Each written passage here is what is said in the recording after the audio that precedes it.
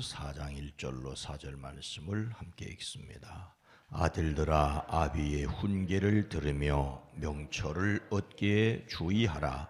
내가 선한 도리를 너희에게 전하노니 내 법을 떠나지 말라. 나도 내 아버지에게 아들이었으며 내 어머니 보기에 유약한 외아들이었노라. 아버지가 내게 가르쳐 이르기를 내 말을 내 마음에 두라. 내 명령을 지키라. 그리하면 살리라. 아멘.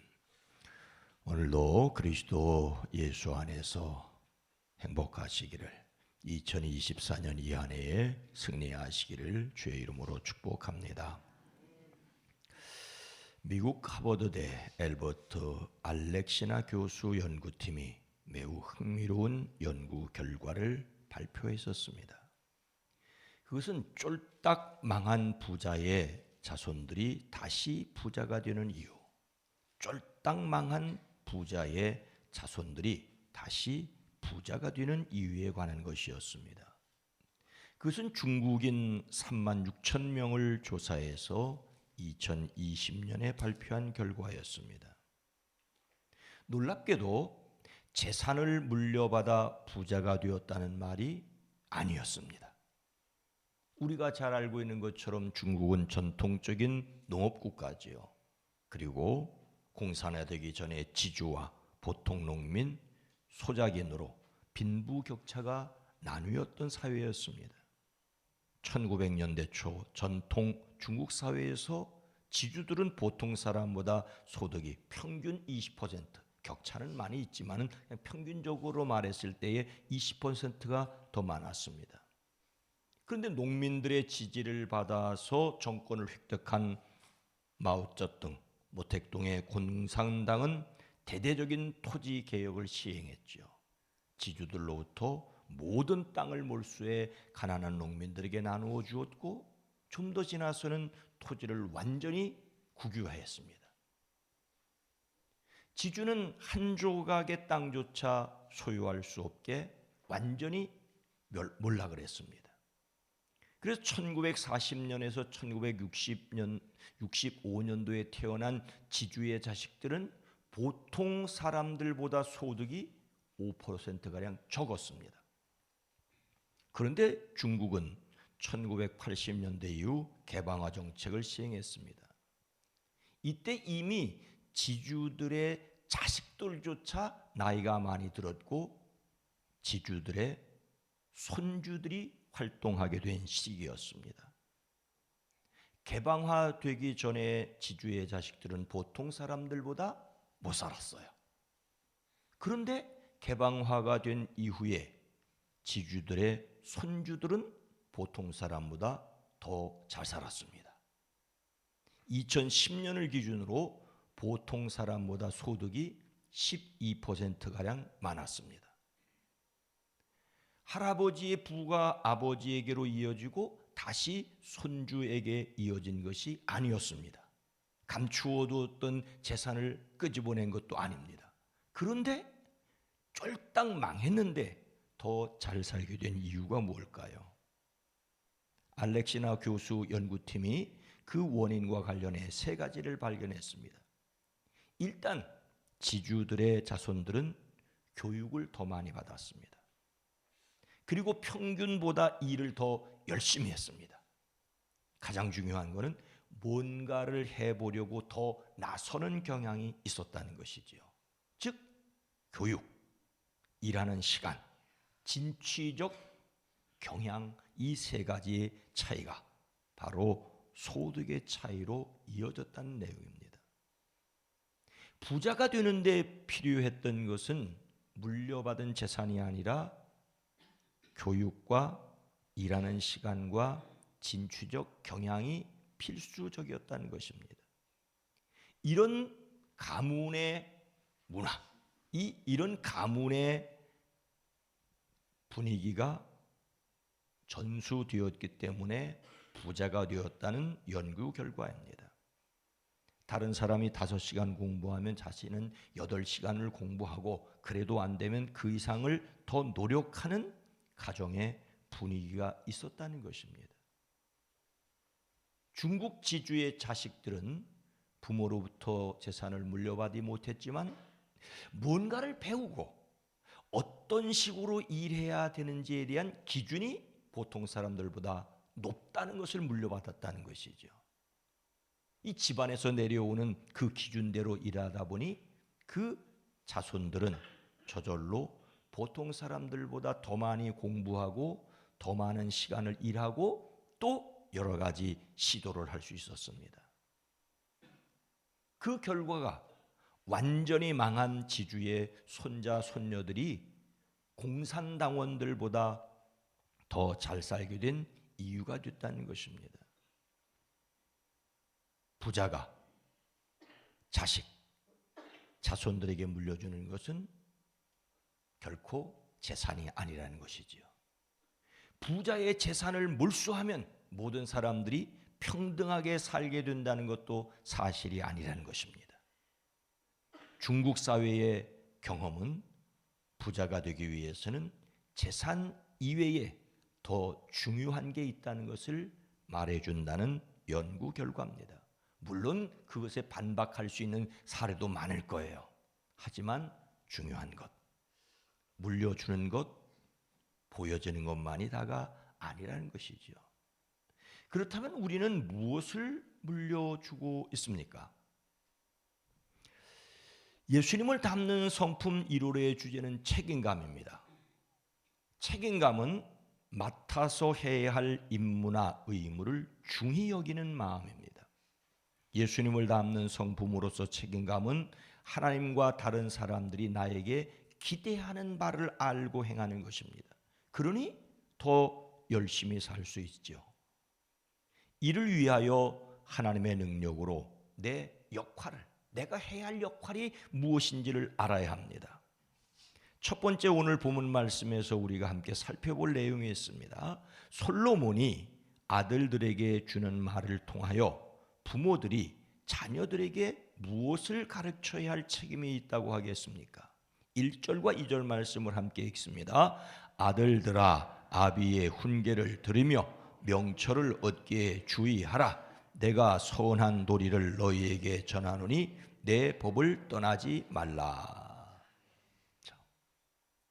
솔로몬이 왕이기에 앞서 당대의 대표적인 지혜자로서 후대를 이어갈 젊은이들을 바르게 교육시킬 책임감을 가지고 그들을 향하여 아들들아 라고 말하며 직접적인 가르침을 시작합니다.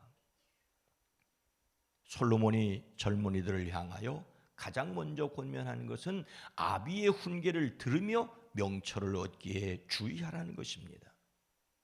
근데 우리말 성경에는 아들들아라는 말이 가장 먼저 나왔지만 히브리어 성경에서는 들으라, 쉐마라는 말이 가장 먼저 나옵니다. 들으라, 아들들아, 들으라, 들어야 한다는 것이죠. 우리 하는 말로 들어먹지 않으면 소용없어요.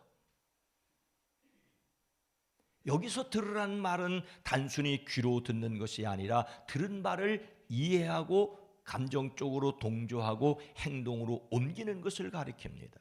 즉 온몸으로 들으라는 말이죠.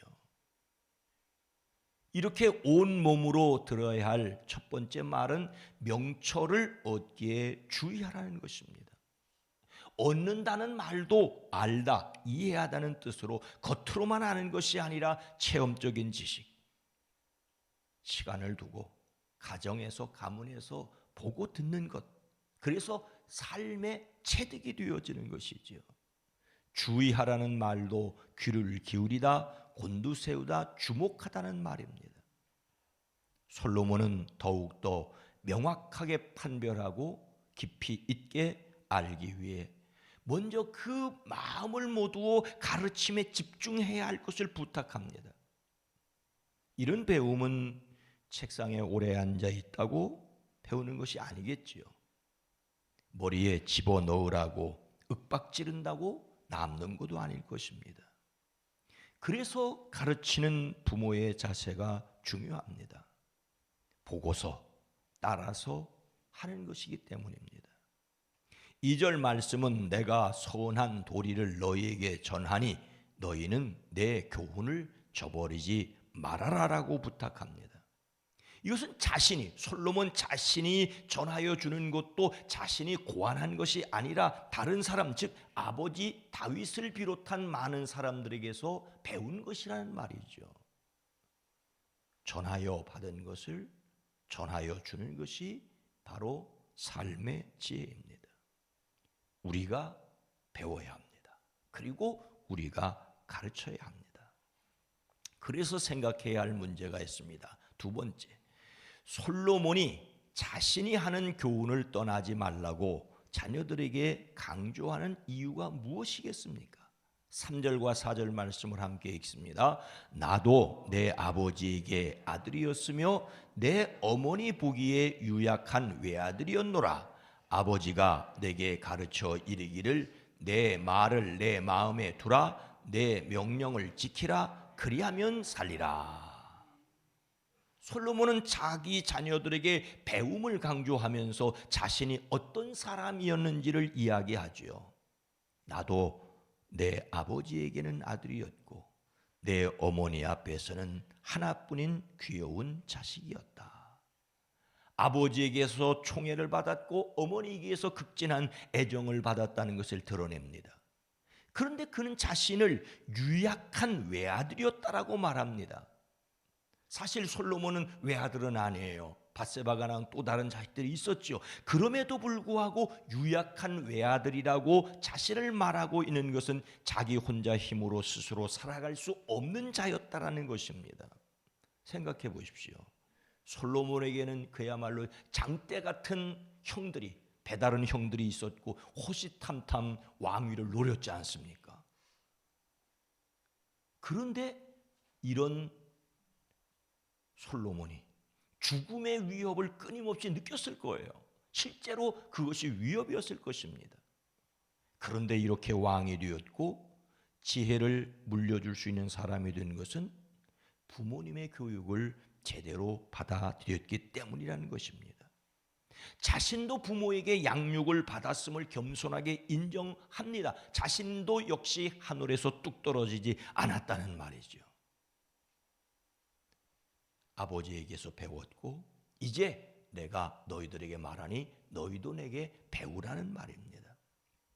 그가 아버지에게서 배우는 것은 무엇이었습니까? 내 말을 내 마음에 간직하고 내 명령을 지키라.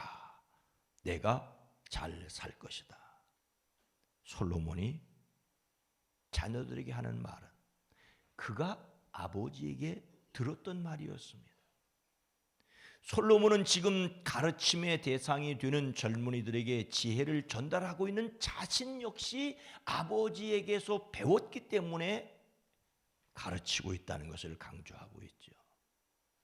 자신의 가르침이 독창적인 것이 아니라 대대로 전해 내려오는 권위 있는 가르침이라고 하는 사실을, 그러니 이 가르침을 따르라고 말하고 있습니다. 더불어 지금 훈계를 받는 자들 역시 미래에는 훈계할 수 있는 지혜를 가져야 할 것을 강조하고 있습니다. 우리 모두는 누구에겐가 배웠고 또 누구에겐가 가르침을 주어야 합니다. 배우고 배우게 하는 가운데 발전하기도 하고 퇴보하기도 합니다. 그것은 가르치는 사람의 지혜와 배우는 사람의 지혜가 덧붙여져서 만들어진 결과지요. 교훈을 마음에 두고 지켜야 살 수 있다는 것입니다. 이제 마지막으로 함께 생각합니다. 오늘 말씀을 마음에 새기고 올 한 해를 자녀를 위해 기도해야 할 내용을 정리하고 지금 자신이 실천할 것은 무엇인지 한번 생각해 보십시다. 재산을 물려주는 것보다 지혜를 물려주어야 한다는 것을 알면서도 정말로 쉽지 않은 인생을 살아가고 있는 것이 대부분의 사람들입니다. 더욱이 자녀들에게 신앙을 물려주어야 하는데 기회조차 지나친 듯 합니다. 하지만 아무리 늦어도 기도할 때를 놓친 것이 아닙니다.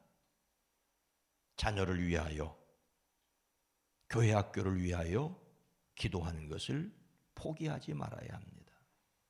저들을 위하여 기도하고 예수님 잘 믿는 것을 자녀에게 유산으로 물려주기 위해 열심히 살아가는 2024년 한 해가 되어지기를 주의 이름으로 축원합니다. 거룩하고 자비로우신 아버지 하나님, 부모에게 자녀로서 제대로 성실하지도 못했고 자녀 앞에 부모로서도 책임감을 다하지 못했던 부끄러운 것과 어리석음이 우리들의 모습임을 주님 앞에 고백합니다. 그러나 주님, 좋지 않은 것을 물려받았다면 버릴 수 있는 용기, 좋은 것을 물려받았기에 그것을 더 발전시켜 후대에게 물려주려고 하는 담대함이 있어지게 하옵소서. 우리 옛사람들도 왕대밭에서 왕대가 난다고 했는데 신앙의 가문에서 신앙의 위대한 사람들이 하나님의 놀라운 뜻을 품고 살기에 하나님을 바라보고 사는 사람들이 우리의 자녀손들이 되어지게 하옵소서. 기도합니다. 다만 연약함과 부족함과 어리석음을 접고 하나님 친히 일하시기를 기도합니다. 우리가 하나님을 바라보고 꿋꿋하게 신앙을 포기하지 않고 살아가는 놀라움이 우리의 자녀손들에게 유산이 되어지게 하옵소서. 그래서 2024년 한 해를 살아갈 때 믿음의 선한 싸움을 포기하지 않게 하옵소서. 2024년 올 한 해에 우리 북수원 교회의 유아유치부, 어린이부, 청소년부, 청년부, 사랑부, 그리고 저들을 지도하는 교역자들, 모든 교사들 지혜를 더하여 주시옵소서. 성령 하나님 은혜 위에 은혜를 더하여 주시되 하나님을 바라보며 꿋꿋하게 살아내미 우리의 삶이 되어지게 하옵소서. 인간적인 생각으로 늦었다고 포기하는 것이 아니라 천지 만물을 말씀으로 만드셨고 홍해를 가르시고 요단강을 멈추게 하셨던 그 하나님을 믿음으로 자녀를 위한 기도, 교회 학교를 위한 기도를 포기하지 않게 하옵소서. 주여 들으시옵소서. 주여 응답하시옵소서. 주여 친히 일하여 주시옵소서. 우리 교회를 사용하여 주시옵소서. 예수님의 이름으로 간절히 기도드리옵나이다. 아멘. 오늘 말씀을 생각하며 자녀를 위해 기도하고 교회 학교를 잘 섬기며 모든 세대가 어우러진 세상이 되기를 위해 함께 기도합니다.